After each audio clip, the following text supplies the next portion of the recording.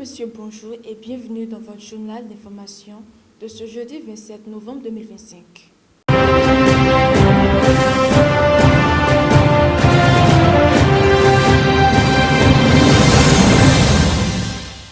En Guinée-Bissau, un groupe d'officiers dit avoir renversé le président. L'atmosphère reste extrêmement tendue à Bissau où un groupe d'officiers s'autoproclamant au commandement militaire pour la restauration de l'ordre affirme avoir pris la direction du pays jusqu'à nouvel ordre. Les militaires annoncent la suspension du processus électoral, un couvre-feu, la fermeture des frontières et l'arrêt des programmes médiatiques. Le président Umaro Sissoko Embalo dit avoir été arrêté et renversé.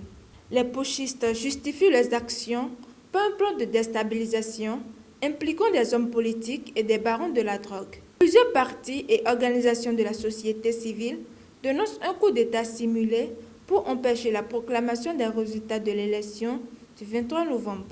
Quittons l'Afrique de l'Ouest pour l'Europe où un vote important a fait réagir le monde environnemental. Le Parlement européen a voté un nouveau report d'un an de l'entrée en vigueur du règlement visant à empêcher l'importation de produits liés à la déforestation. Prévue initialement pour 2024, la loi est désormais repoussée à fin 2026. Ce report résulte d'une alliance entre la droite et l'extrême droite qui souhaitent revoir le pacte vert européen. Les associations écologistes dénoncent un texte de plus en plus vidé de son ambition. En Amérique, au Pérou, l'ex-président Martín Vizcarra, condamné à 14 ans de prison. L'ancien chef d'État a été reconnu coupable d'avoir perçu des pots de vin lorsqu'il était gouverneur de la région de Moquegua. Il rejoint la prison de Babeldio, déjà occupée par plusieurs ex-présidents condamnés pour corruption. Malgré cette affaire, Vizcarra restait extrêmement populaire. Son frère Mario Vizcarra, candidat à la présidentielle de 2026, dénonce un procès politique et promet sa libération s'il est élu. Et pour finir, en Cisjordanie, l'armée israélienne lance une vaste opération dans le nord. Israël annonce une nouvelle opération antiterroriste dans la région de Touba.